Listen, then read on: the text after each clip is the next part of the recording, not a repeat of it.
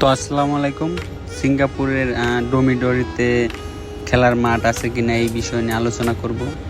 এই যে এইগুলো হচ্ছে আমাদের খেলার মাঠ।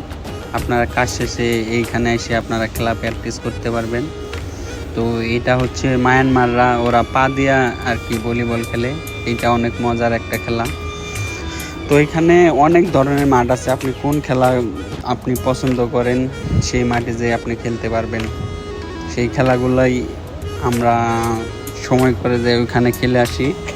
আর হচ্ছে খেলার মতো টাইম নেই, ওই রকম টাইম হয়ে ওঠে না যে মাঝে সপ্তাহে একদিন বন্ধ থাকে, ওই দিন আমাদের ঘুরতেই দিনটা শেষ হয়ে যায়। তাই আমরা ফুটবল ভলিবল এইসব মাঝে মাঝে আর কি টুকটাক খেললে খেলি, না খেলি নাই। আপনাদেরকে এটাই দেখানোর জন্য আমি এই ভিডিওটা মূলত করা, যে সিঙ্গাপুরের মাঠগুলো কেমন হয়, আমাদের জন্য খেলার ব্যবস্থা আছে কি না। সবার জন্যই খেলার ব্যবস্থা আছে এখানে।